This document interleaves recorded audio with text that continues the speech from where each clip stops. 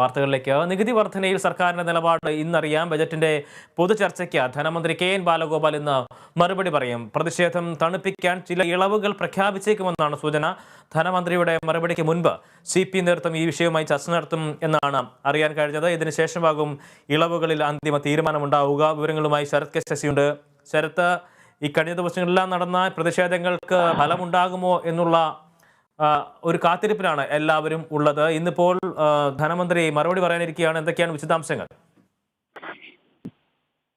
Budget നിർദ്ദേശങ്ങളുമായി ബന്ധപ്പെട്ട് എന്തെങ്കിലും ഇളവുകൾ ഉണ്ടെങ്കിലും അതുപോലെ തന്നെ ബജറ്റിൽ പ്രഖ്യാപിക്കാത്ത പദ്ധതികൾ ഉണ്ടെങ്കിലും അതൊക്കെ ബജറ്റ് ചർച്ചയുടെ മറുപടി വേളയിൽ ധനമന്ത്രിമാർ പ്രഖ്യാപിക്കുന്നതാണ് പതിവ് രീതി. ഇതിന്റെ ഭാഗമായി ഇന്ന് ബജറ്റ് ചർച്ച അവസാനിക്കുന്ന ദിവസം ധനമന്ത്രി കെ.എൻ. ബാലഗോപാൽ മറുപടി പറയുമ്പോൾ ഇത്തരത്തിൽ ഈ ഇന്ധന വില വർധനയുമായി ബന്ധപ്പെട്ട് എന്തെങ്കിലും ഇളവുകൾ പ്രഖ്യാപിക്കുമോ എന്നുള്ള കാര്യമാണ് ഉറ്റുനോക്കുന്നത്.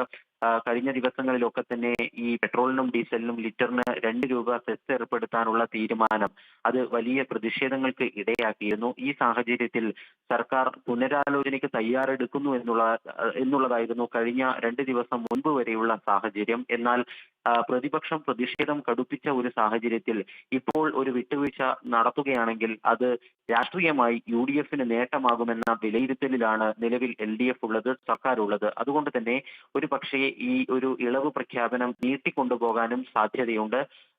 അതായത് മാർച്ച് 30-നാണ് സഭാ സമ്മേളനം അവസാനിക്കുന്നത്. ഇപ്പോൾ ഇങ്ങനെ ഒരു ഇളവ് പെട്രോൾ ഡീസൽ വിലയിൽ വരുത്തുകയാണെങ്കിൽ അതിന്റെ നേട്ടം UDFന് ഉണ്ടാകും എന്നുള്ളത് കൊണ്ട് തന്നെ വേണമെങ്കിൽ ഈ പ്രഖ്യാപനം നീട്ടിക്കൊണ്ടുപോകാം. ഒരുപക്ഷെ അത്തരം ഇളവുകൾ പ്രഖ്യാപിക്കാതിരിക്കുകയും ചെയ്യാം. പക്ഷേ നിലവിൽ വെള്ളത്തിനും അതുപോലെ തന്നെ വൈദ്യുതിക്കും ഭൂമിക്കും എല്ലാം നികുതി വർദ്ധിപ്പിക്കുന്ന ഒരു സാഹചര്യം ഉണ്ടായ ഒരു പശ്ചാത്തലത്തിൽ എന്തെങ്കിലും ഇളവുകൾ ഈ ബജറ്റുമായി ബന്ധപ്പെട്ട് പ്രഖ്യാപിക്കപ്പെടാനുള്ള സാധ്യതയുമുണ്ട്.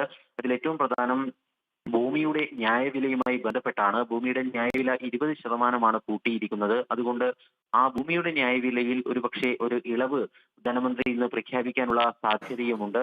ഏതായാലും ഈ ഒരു വിഷയത്തിൽ കൂടുതൽ ഇളവുകൾ വേണ്ടതില്ല എന്ന ഒരു നിലപാടാണ് ധനവകുപ്പിനുള്ളത്. പക്ഷേ LDFിലെ ഘടകകക്ഷികൾ ചിലർ ഈ വർധന പിൻവലിച്ചാൽ ഉചിതമായിരിക്കുമെന്ന നിലയിൽ ഒരു അഭിപ്രായ പ്രകടനം നടത്തിയിരുന്നു. KV ഗണേഷ് കുമാർ ഒക്കെ ആ ഒരു സൂചന നൽകിക്കൊണ്ടായിരുന്നു ബജറ്റ് ചർച്ചയിൽ പങ്കെടുത്തത്.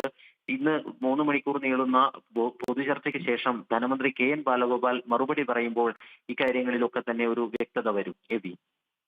അതേസമയം തന്നെ ഈ പ്രതിഷേധങ്ങൾ ഇപ്പോഴും തുടരുകയാണല്ലോ. നികുതി വർധനവുമായി ബന്ധപ്പെട്ട് അല്ലെങ്കിൽ അത് പിൻവലിക്കണമെന്ന് ആവശ്യപ്പെട്ടുകൊണ്ടുള്ള പ്രതിഷേധങ്ങൾ ശക്തമായി തന്നെ മുന്നോട്ട് കൊണ്ടുപോകുന്നു പ്രതിപക്ഷം. ഇന്നിപ്പോൾ മഹിളാ കോൺഗ്രസിന്റെ ഉൾപ്പെടെയുള്ള പ്രതിഷേധ മാർച്ചുകൾ നടക്കാനിരിക്കുന്നു. ഒപ്പം നിയമസഭയിൽ സാമാജികരുടെ തന്നെ സത്യഗ്രഹ സമരവും പുരോഗമിക്കുകയാണല്ലോ.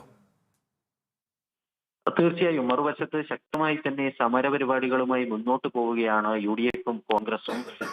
സാമാജികരുടെ സത്യാഗ്രഹ സമരം നിയമസഭാ കവാടത്തിൽ ഇന്ന് 3-ാം ദിവസത്തിലേക്ക് കടന്നിരിക്കുന്നു. ഇന്ന് ഈ ബജറ്റ് ചർച്ചയുടെ മറുപടിയിൽ ധനമന്ത്രി എന്ത് പ്രഖ്യാപനം നടത്തും എന്നതിനെ ആശ്രയിച്ചായിരിക്കും ഈ സമരത്തിന്റെ ഭാവിയും ഉണ്ടാവുക.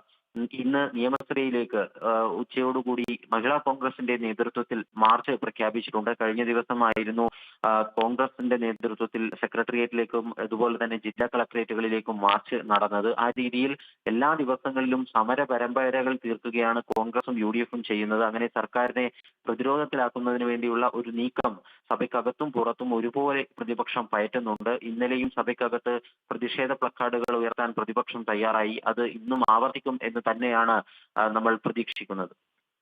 ഒപ്പം ഇത്തരത്തിൽ ഈ പ്രതിഷേധങ്ങളെല്ലാം തന്നെ ശക്തമായി മുന്നോട്ട് കൊണ്ടുപോകുന്ന ഒരു സാഹചര്യത്തിൽ ഏതെങ്കിലും തരത്തിലുള്ള ഇളവുകൾ പ്രഖ്യാപിച്ചാൽ അത് UDFന് ഒരു രാഷ്ട്രീയ നേട്ടമാകും എന്നൊരു വിലയിരുത്തൽ കൂടി രാഷ്ട്രീയ തലത്തിൽ നോക്കുമ്പോൾ ഉണ്ടാവുന്നില്ലേ?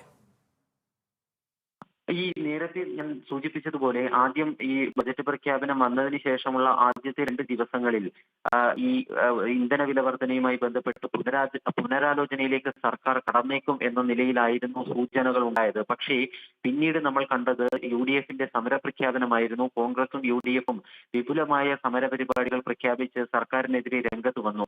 ആ സമരങ്ങൾ ഇപ്പോഴും നടക്കുന്ന ഒരു സാഹചര്യമാണ് ഉള്ളത്.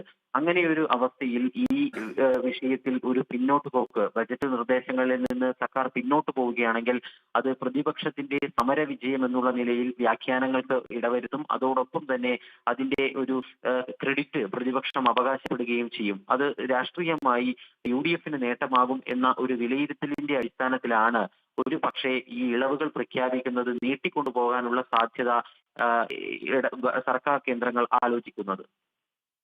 തീർച്ചയായും ധനമന്ത്രിയുടെ മറുപടി ഇന്നാണ് ഉണ്ടാവുക. ബജറ്റിന്റെ പൊതുചർച്ചയിലുള്ള മറുപടി അദ്ദേഹം ഇന്ന് നിയമസഭയിൽ പറയും.